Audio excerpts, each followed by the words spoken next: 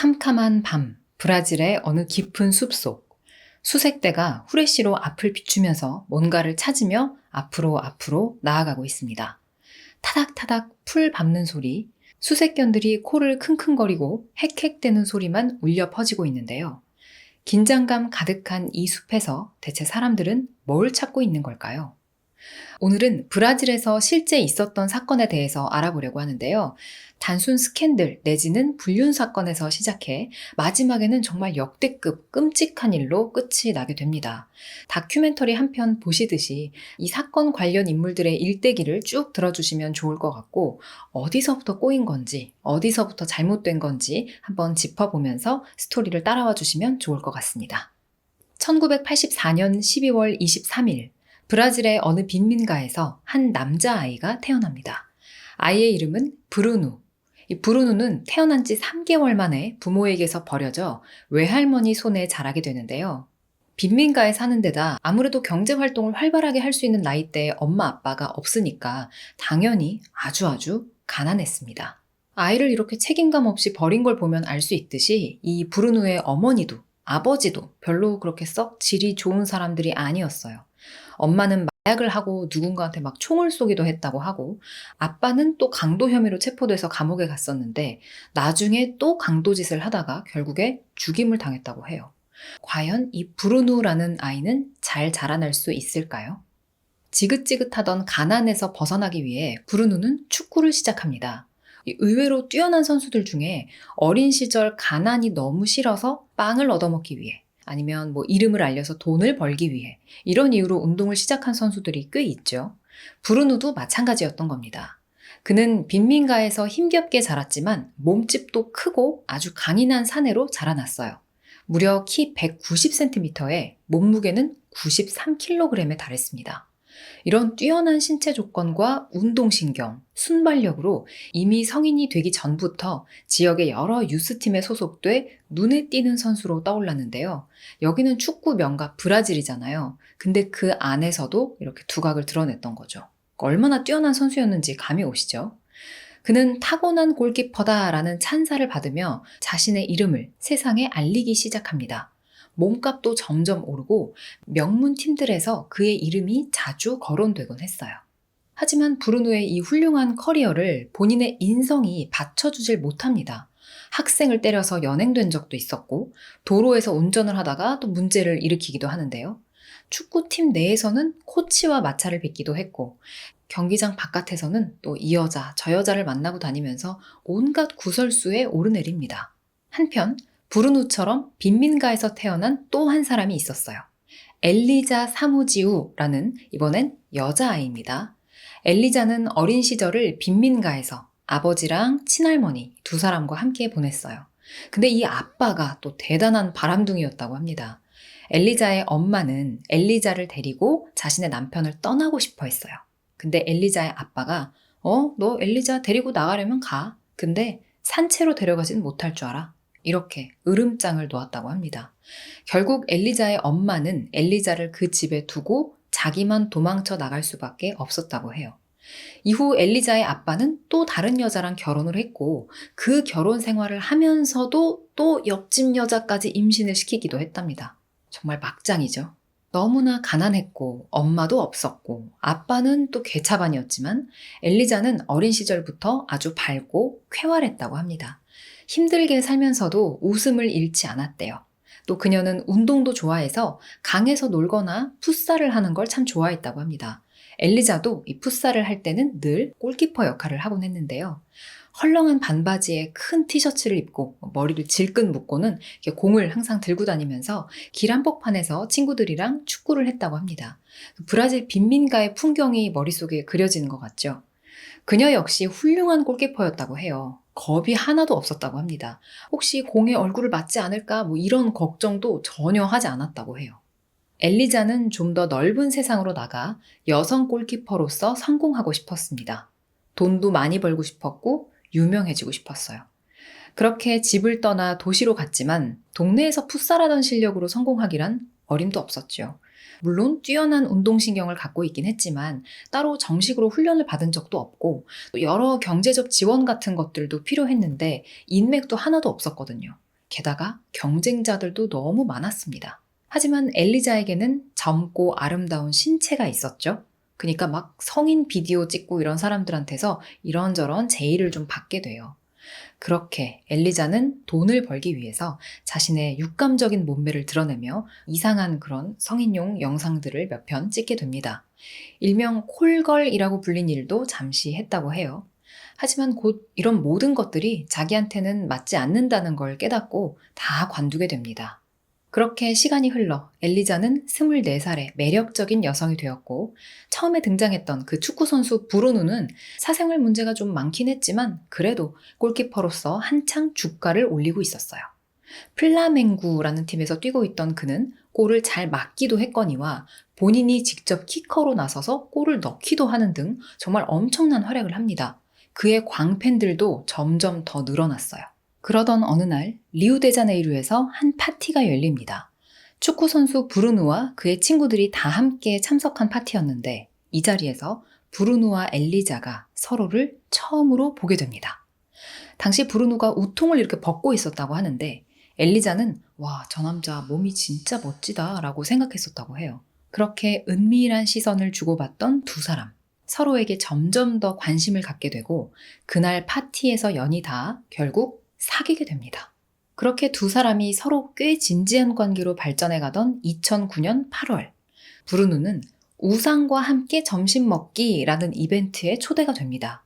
한 잡지사에서 주최한 행사였는데, 우상, 즉 스타 한 명과 그의 팬들이 함께 점심 식사를 할 수 있도록 만든 이벤트였어요.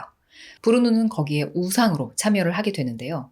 그와 함께 점심을 먹고 싶어하는 팬들이 상당히 많았겠죠. 브루누는 그 이벤트에 여성 한 명을 데리고 나타나는데요. 바로 자신의 약혼녀였습니다. 누굴까요? 엘리자였겠죠? 그래야 말이 되는 거죠. 그런데 엘리자가 아니었습니다. 다른 여자였어요. 그 약혼녀의 이름은 잉그리지. 당시 브루누와 잉그리지는 약 1년 정도 사귄 상태였다고 합니다.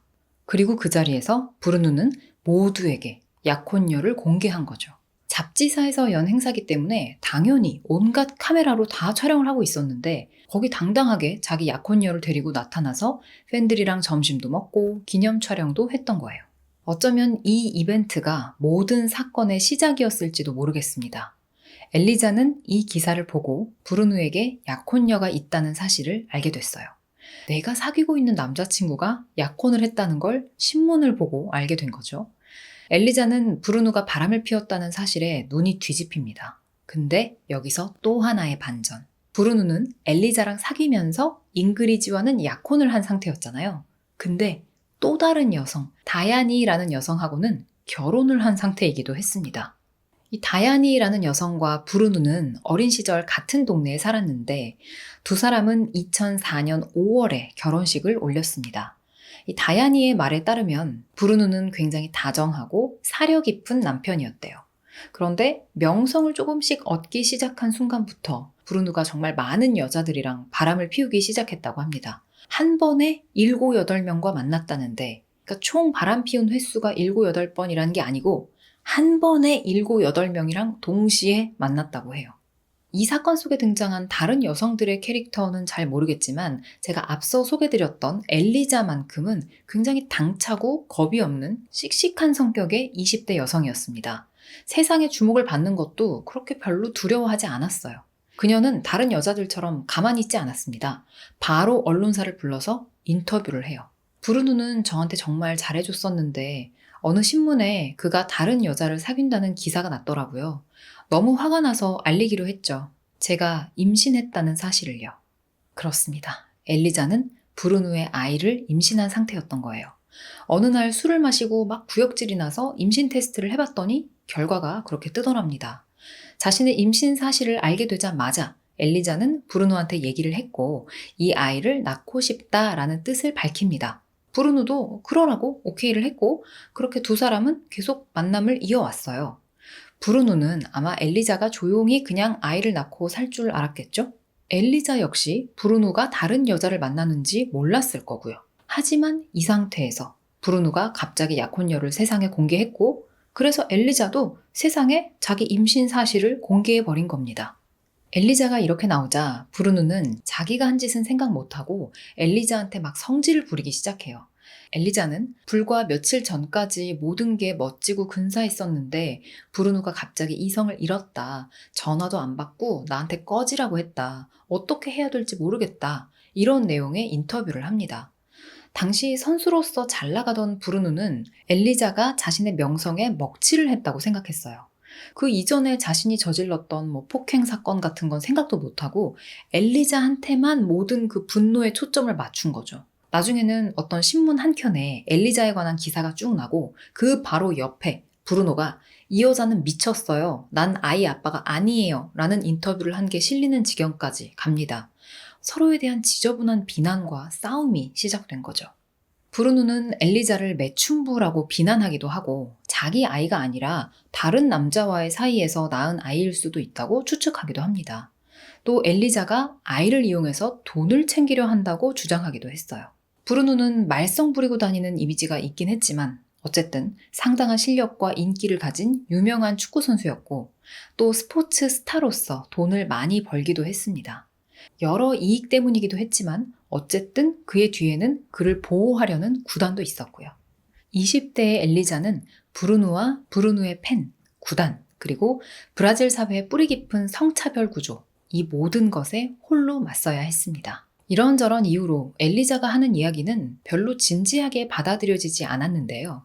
사실 엘리자가 언론에 등장할 때 조금 노출이 과한 그런 옷들을 입은 적도 있었고, 이런 단순한 옷차림 같은 겉모습뿐만 아니라 그녀가 과거에 성인 비디오 모델로 일했었다라는 사실, 또 브루누 측에서 지속적으로 그녀를 축구 선수 애를 낳아서 위자료와 양육비를 뜯어내려는 여자라고 몰아가는 것 때문에 이 스캔들에서 상당히 욕을 많이 먹기도 했어요.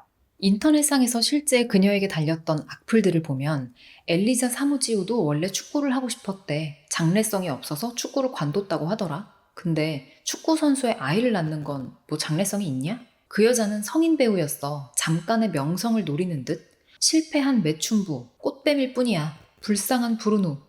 이런 내용들이었습니다. 심지어 그녀를 인터뷰하러 갔던 한 기자는 대놓고 그녀한테 이런 질문을 하기도 합니다. 엘리자 씨, 축구 선수 빠순이라는 말에 대해서 어떻게 생각하세요? 늘 축구 선수의 뒷공무니만 쫓아다니는 여자를 말하는 단어거든요. 이런 말 어떻게 생각해요? 엘리자는 이런 무례한 질문에도 주눅들지 않고 대답합니다. 상황에 따라 다르죠. 여자가 따라다니면 맞는 말이겠지만 선수가 여자들을 쫓아다닌다면 그 말에는 해당되지 않는 거죠. 진흙탕 싸움이 계속되던 2009년 10월의 어느 날 새벽 2시, 엘리자의 휴대폰으로 문자가 하나 옵니다. 모르는 번호였어요. 안녕 자기. 엘리자는 이게 누구지? 의아해하면서 누구세요? 하고 묻는데 문자의 상대방은 브루누였어요. 그는 우리 얘기 좀 할까? 라고 했지만 엘리자는 그를 보고 싶지 않았습니다. 그래서 지금 얘기하기 힘들어. 당신은 미쳤고 무슨 짓을 할지 모르니까 라고 답을 보냈는데요. 하지만 브루노는 계속해서 만나서 얘기 좀 하자고 요청을 해오고 엘리자는 그의 성격을 잘 알았기 때문에 지금 안 만나주면 집에 쳐들어와서 더 못되게 막 깽판을 칠 것만 같은 두려움에 휩싸여요. 그녀는 결국 브루노를 만나러 가게 됩니다. 아니나 다를까 브루노는 엘리자를 만나자마자 그녀를 때리기 시작합니다. 야, 자랑하고 싶었냐? 나랑 잔다고 신문사에 제보를 그렇게 하고 싶었던 거야? 이렇게 말하면서 그녀의 따귀를 후려친 후 넌 이야기 못 나. 내가 원치 않거든. 다음 주 금요일에 애 띄어내. 라고 명령조로 말합니다. 엘리자는 일단 무서우니까 알겠다고 대답을 해요. 고개를 끄덕이는 그녀에게 브루노는 무시무시한 말로 마지막 쐐기를 박습니다. 너 병원에 안 가고 경찰이나 딴 데 가면 너랑 네 가족, 친구들까지 다 죽일 거야. 그 사람들 어디 사는지 다 알아. 그러면서 엘리자에게 총까지 겨눴다고 합니다. 이 정도면 범죄 수준이죠. 누군가는 겁을 먹고 그냥 숨어버렸을 수도 있고 그냥 브루노가 하자는 대로 했을 수도 있습니다. 하지만 강인한 성격의 엘리자는 납치, 협박 혐의로 브루노를 고소해버려요. 그녀는 자신의 아이를 지키고자 하는 결심이 단단했고 그에게 맞서 싸울 각오가 되어 있었습니다. 엘리자가 이렇게 적극적으로 대응을 하면 할수록 브루누는 엘리자를 성가시게 느꼈고 점점 더 거칠게 그녀를 몰아붙이기 시작하는데요. 그러다가 이제 끝끝내 나중에는 진짜 어마어마하게 선을 넘게 되죠. 일단 이번 사건에 대해서는 브루누는 납치와 폭행, 불법 감금, 협박 혐의를 받았습니다. 엘리자는 정말로 그가 체포되길 간절히 바랐어요. 하지만 여러 가지 법적 문제에도 불구하고 브루누의 골키퍼 계약은 만료되지 않았습니다. 플라멩고와 계약 기간이 아직 2년 더 남아 있었거든요. 브루누는 위풍당당하고 거만하게 인터뷰를 합니다. 아직 계약 기간이 남아 있고 저는 그 기간을 다 채울 겁니다. 이런 식으로. 사실 상식이 있는 그 어떤 사람이 봐도 브루누가 큰 잘못을 했고 이건 그냥 도의적인 잘못인 것뿐만 아니라 법적으로 처벌을 받아야 하는 범행을 저질렀는데도 상황은 엘리자한테 그렇게 유리하게 돌아가질 않았습니다. 대중은 그녀를 관심을 갈구하는 이른바 관종으로 취급했어요. 실제로 어느 인터뷰에서는 진행자가 엘리자한테 대놓고 또 이런 말도 합니다. 상황이 불리해지니까 당신이 브루노에게 맞거나 협박당한 것처럼 꾸민 거라고 생각하는 분들도 계시더라고요. 본인 입장이 뭔가요? 이에 대해 엘리자는 저를 그저 관종으로 몰아붙이는 분들이 많은데 저는 관심 필요 없어요. 명성도 필요 없고요. 전 그저 제 아이를 지키고 싶을 뿐입니다. 이렇게 엘리자는 경찰에 신고도 하고 고발도 하고 변호사를 선임하기도 하고 또 언론에 출연해서 적극적으로 자기 뜻도 밝히면서 계속해서 주변에 도움을 요청합니다. 하지만 그렇게 시간은 흘러 2009년 10월 엘리자는 결국 브루노와 대중에 맞서 싸우길 포기하고 리우데자네이루를 떠나기로 결심합니다. 브루노와 엘리자의 사건이 굉장히 핫하게 관심을 많이 받긴 했던 모양이에요. 이렇게 엘리자가 떠날 때마저도 취재 기자들이 막 따라붙어서 어디로 가냐, 브루노가 연락하면 어떻게 할 거냐, 브루노는 당신이 미쳤다고 하던데 넌 어떻게 생각하냐 등등등 성가신 질문들을 해댑니다. 심지어는 이 기자들이 엘리자가 산부인과 진료받는 데까지 따라가는데요. 그런데 그 산부인과에서의 취재가 엘리자의 마지막 인터뷰가 됩니다. 그 인터뷰에서 엘리자는 자신의 뱃속에는 남자아이가 있다라고 밝히면서 아이 이름을 브루누라고 지을 거라고 얘기를 해요. 그렇게 지긋지긋한 남자인데도 브루누가 진짜 엘리자한테는 골키퍼로서 자신이 이루지 못한 꿈을 이룬 우상이기는 했던 모양이에요. 실제로 엘리자는 아들 브루누가 커서 최고의 골키퍼가 될 거라고 아빠보다 더 잘할 거라고 말하기도 했습니다. 그렇게 어린 아들과 함께 행복하게 지내던 엘리자. 그런데 2010년 6월에 그녀가 돌연 사라져버립니다. 이 세상 어느 곳에서도 흔적을 찾을 수 없게 정말 한순간 투명인간이라도 된 듯 감쪽같이 자취를 감춰버렸어요. 심지어 엘리자뿐만 아니라 그 아이까지 같이 사라졌습니다. 대체 이들에게는 무슨 일이 생긴 걸까요? 엘리자의 아버지 루이스 카를로스 사무지우는 TV에 나와 국민에게 호소합니다. 아버지로서 진심으로 부탁합니다. 제발 아시는 게 있으면 경찰에 제보해 주십시오. 다시는 누구의 자식에게도 이런 일이 일어나선 안 됩니다. 그리고 엘리자를 무사히 데려오는 사람들에게는 100만 헤알의 돈을 주겠다는 소식도 방송국을 통해 전해져요. 엘리자가 사라진 후 경찰은 계속해서 새로운 정보들을 모으고 있었습니다. 브루노의 농장을 수색하기도 하고 주변인들의 증언을 수집하기도 했어요. 그러면서 수사팀은 브루누의 농장을 둘러싼 수상한 소문들을 듣게 되는데요. 매일 시끄럽게 파티가 열리는 그곳에서 사실은 어떤 여자가 심하게 두들겨 맞았다더라. 그 농장 사람들이 어떤 아이를 돌보고 있다더라. 이건 그냥 헛소문, 괴담일 뿐인 걸까요? 경찰은 여러 정황 증거들을 잘 모아서 브루누의 농장에 대한 수색영장을 발부해달라고 요청한 후 기다립니다. 그리고 곧 수색을 해볼 만한 이유가 충분하다고 판단이 돼서 수색영장이 발부됐어요. 그렇게 엘리자 실종 2주 후에 수사가 시작됩니다. 얼마 후 경찰이 브루누의 농장 뒤편에서 뭔가를 발견합니다. 새까맣게 타버린 여행 가방이 있었는데 그 안에는 아기 용품이 들어있었어요. 기저귀, 옷까지, 여자 소지품도 있었고요. 또 엘리자 실종 한 달 후에는 한 기자가 브루누의 농장에 몰래 숨어들어서 조사를 하다가 몇몇 옷가지와 불탄 아기 분유캔 등을 발견하기도 했습니다. 농장 끝자락에서는 아기 사진첩도 주었다고 하고 그 안에 든 사진 9장은 거의 불에 타 있었다고 해요. 그런데 그 중에 3장에서 아기 얼굴 부분이 보였는데 그건 바로 엘리자의 아들 브루누의 모습이었습니다. 엘리자의 물건들이 이 농장에서 발견됐다는 건 그녀가 어쨌든 이 농장에 있었다는 증거가 되는 셈이겠죠? 확실히 이 농장에서 어떤 일이 일어나긴 했던 모양입니다. 범행 현장으로 추정되는 곳이 몇 곳 더 있었는데 브루누의 차도 거기에 해당했어요. 2010년 6월 29일 법의관이 브루누의 차를 검사하게 되는데요. 그의 차는 이미 그 전에 압류가 돼서 차량 압류장에 보관이 돼 있던 상태였어요. 이 차가 최대 증거가 될 수도 있는 상황이었기 때문에 법의관들은 바짝 긴장한 채 심혈을 기울여 여러 가지 검사들을 합니다. 브루누의 레인지로버 차량 검사 결과 상당량의 혈액이 발견되는데요. 대략 500ml쯤 되는 피였어요. 이 혈액 샘플을 채취해 보니까 두 사람의 DNA가 나왔는데 하나는 여성의 DNA, 또 다른 하나는 남성의 DNA였습니다. 그리고 그중 여성의 DNA는 엘리자의 것으로 확인이 됐어요. 즉, 이 차 안에서 어떤 남자 하나랑 엘리자가 몸싸움을 벌였다는 게 확인이 된 겁니다. 그렇다면 아기는 어떻게 됐을까요? 당시 브루누의 주변인이 경찰에 진술한 바에 따르면 브루누의 전 아내 다야니가 엘리자의 아기를 숨기는 걸 도와줬다고 합니다.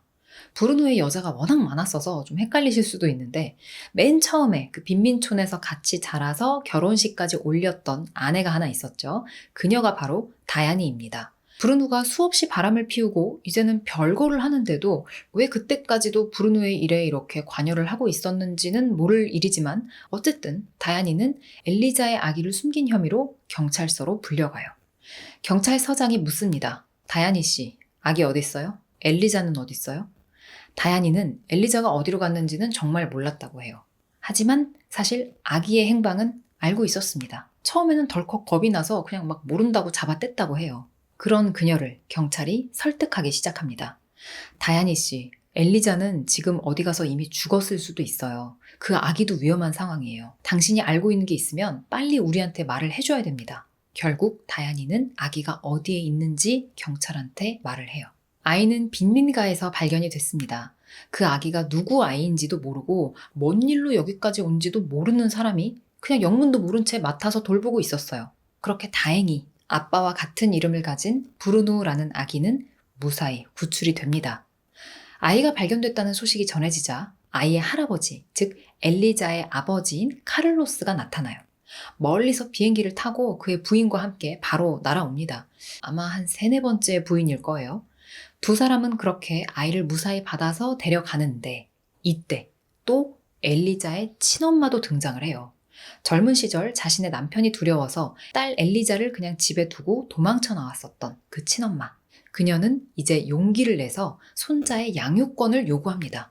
법원의 판결은 엘리자의 친엄마 손을 들어줘요. 엘리자의 친아빠 카를로스는 아이를 키우기에 적절한 사람이 정말 아니었거든요.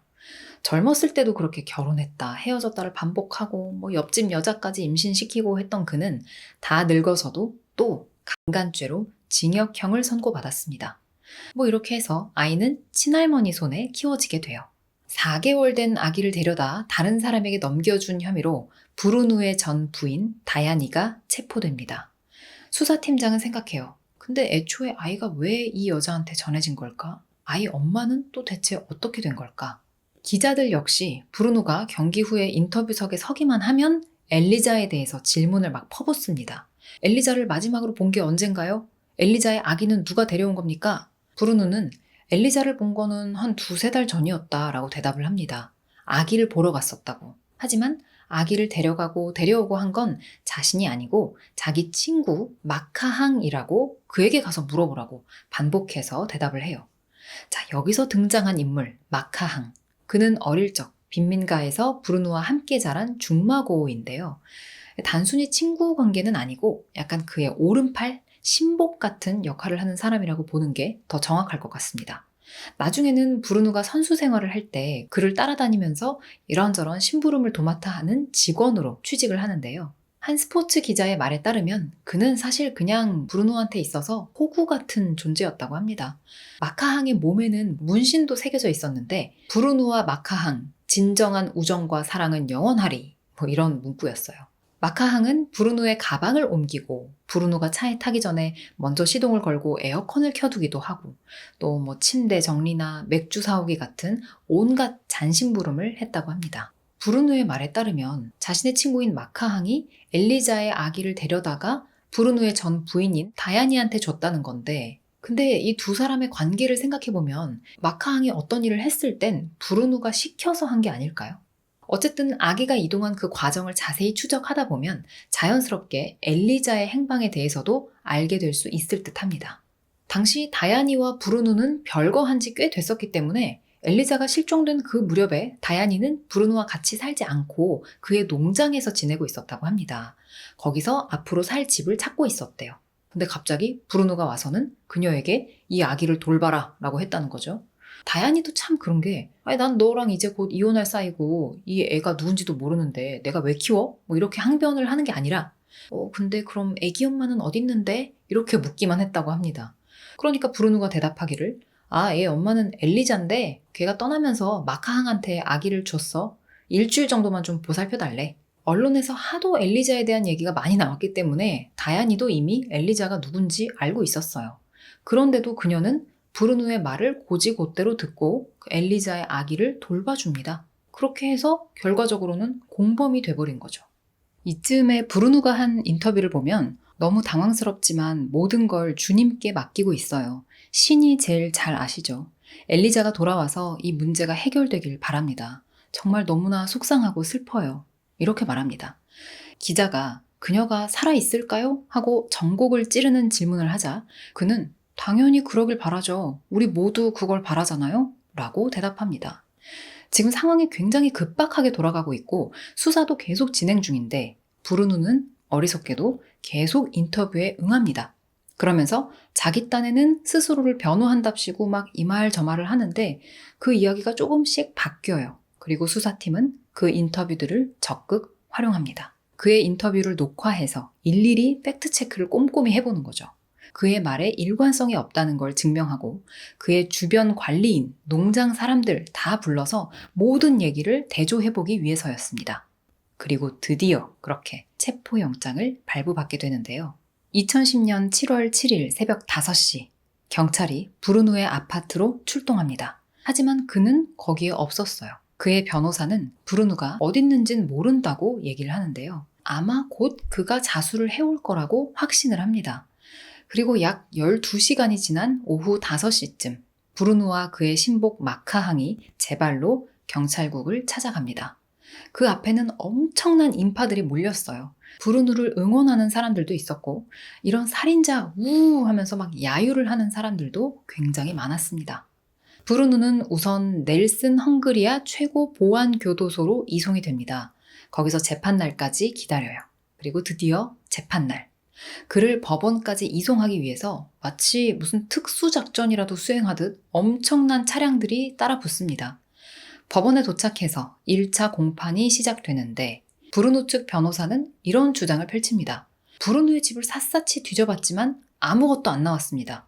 아니 시체도 사망진단서도 부검보고서도 없지 않습니까? 이게 어떻게 죽은 거죠? 사람이 실종됐다고 살인 혐의로 재판하진 않지 않습니까? 실종자는 언제든 나타날 수 있는 거예요. 시신 발견이 안 됐으니까 할 수 있는 주장이죠. 그리고 사실 이렇게 주장하는 걸 보면 시신이 절대 발견되지 않으리라는 어떤 확신이 있어 보이기도 합니다. 법정에 나온 브루누는 여전히 자신은 엘리자와 그 아기를 해친 적이 없다고, 그냥 엘리자가 잠시 자기한테 아기를 맡긴 건데 그조차도 마카항이 다 처리한 거라 자기는 잘 모른다고 끝까지 주장을 합니다. 나중에는 막 꺽꺽거리고 울기까지 해요. 누가 보면 너무나 사랑했던 여자를 빼앗긴 비련의 남주인공 같을 정도로 정말 구슬프고 막 서럽게 울어요. 이 브루노의 눈물 뒤에 감춰진 진짜 진실은 무엇일까요? 엘리자 실종 한 달 전, 브루노는 엘리자를 찾아내서 만나자고 설득을 합니다. 아이를 내가 친자로 인정하고 양육비도 내주겠다, 집도 마련해주겠다. 그러니까 자기 잘못을 만회할 기회를 좀 달라. 우리 싸우지 말고 그냥 화목하게 지내자. 엘리자는 조금 미심쩍어 하면서도 그런 브루누의 말을 결국 믿었는데 이건 하나의 유인책에 불과했어요.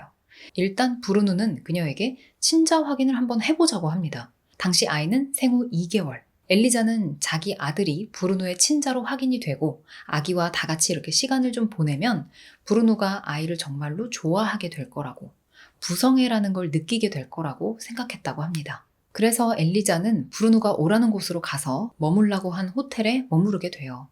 브루누에게는 계획이 다 있었습니다. 엘리자는 브루누의 직원, 말이 직원이지 거의 부하와도 같았던 남자들과 함께 차를 타고 브루누의 농장으로 이동을 하게 되는데요. 어떤 차냐? 예상을 하셨겠지만 아까 그 엄청난 양의 피가 발견됐었던 레인지로버 차량입니다. 이 차를 마카항이 운전하고 가는 동안에 그 안에 타 있던 엘리자는 또 다른 미성년자 남성 조르지라는 자와 몸싸움을 하게 되는데요. 아마 이 과정에서 엘리자가 크게 다쳤고 레인지로버에서 발견됐던 남성의 DNA는 이 조르지라는 청년의 것으로 보입니다. 이 과정에서 엘리자는 아이를 빼앗겼고 며칠간 브루누의 농장에 갇혀있게 돼요. 여기서 엘리자는 정말 많이 맞은 것으로 보입니다. 그녀의 비명소리가 바깥으로 새어나가지 않도록 그렇게 시끄럽게 파티 음악을 틀었던 걸로 추정됐어요. 결국 경찰이 들었던 그 소문은 진실이었던 거죠. 엘리자는 그렇게 농장에 며칠간 인질처럼 잡혀 있다가 또 어디론가 옮겨집니다. 예전에 경관으로 일했었던 볼라라고 불리는 남성이 머무르고 있는 곳이었어요. 거기에 도착을 했더니 방이 총 3개가 있었는데 엘리자는 그 중에 가운데 방으로 끌려갑니다. 볼라가 엘리자를 의자에 앉히고는 손을 이렇게 뒤로 묶었어요. 그리고 계속해서 그녀를 막 때립니다.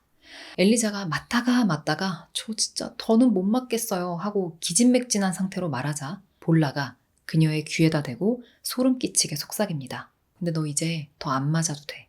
왜냐면 넌 이제 죽을 거니까. 그러더니 그녀의 목을 조르기 시작했어요. 엘리자는 그렇게 볼라라는 자에 의해서 목숨을 잃게 됩니다. 여기까지만 해도 굉장히 끔찍한 일인데 이 이후에 벌어진 일들이 참 입에 담기에도 좀 너무 잔인하고 역겹기가 그지없습니다. 그들은 엘리자를 토막내서 그 시신을 볼라가 키우던 개한테 던져줬다고 합니다. 당시 그 현장을 지켜봤던 자의 증언에 의하면 유골을 잘게 분쇄해서 벽에 바르는 그 회반죽에 섞기도 했다고 해요. 이 증언을 토대로 법의관은 현장을 철저히 조사했습니다. 하지만 현장에서는 아무것도 나오질 않았어요. 볼라의 집에서 키우는 개가 엘리자의 일부를 꿀꺽했는지 아닌지는 아무도 알 수가 없습니다. 다만 엘리자의 시신은 그 어디에서도 발견이 되질 않았어요. 살해 현장부터 수색을 시작해 범위를 넓혀가면서 호수, 풀숲 가리지 않고 샅샅이 다 훑었지만 아무것도 나오지 않았습니다. 제가 이 영상 첫 장면에서 설명드렸던 그 장면은 바로 엘리자의 시신을 찾고 있었던 장면이었어요. 나중에는 볼라의 집이랑 브루누의 농장까지 막 포크레인으로 다 땅을 파고 그랬는데도 끝끝내 엘리자가 어디 있는지는 밝혀지지 않아요. 당시 엘리자의 시신 처리 방법을 두고는 온갖 괴담 같은 막 끔찍한 소문들이 나돌기도 했다고 합니다. 브루누 때문에 그의 일에 엮여서 깜빵 생활을 하게 된 마카항. 결국 그들의 의리는 그렇게 무너졌고 마카항은 이게 다 브루누가 주도한 거다라고 실토를 합니다. 하지만 브루누는 여전히 마카항의 짓이라고 주장을 했죠. 결과적으로 마카항은 15년형, 브루누에게는 징역 22년 3개월이 선고가 됐습니다. 브루누는 막 조기 석방이 됐다가 또 축구계에 복귀하려고 했다가 또 재수감 됐다가 이걸 반복하다가 현재는 3개월에 한 번씩 교도소 사무국에 출석해야 하는 상태라고 합니다. 이 브라질 교도소 시스템이 대체 어떻게 되는 건지는 잘 모르겠네요. 어쨌든 그는 여전히 자신이 주모자였다는 사실을 부인하고 있다고 합니다. 예전에 브루누가 엘리자한테 했던 말이 있어요. 너를 내가 죽이고 시신을 없애면 내가 그랬다는 거 아무도 몰라. 이제 브루누가 그랬다는 건 세상 사람들이 다 알지만 엘리자의 유골이 어딨는지는 여전히 아무도 모릅니다. 오늘의 이야기는 여기까지입니다. 저는 다음 시간에 다른 이야기로 다시 찾아오겠습니다.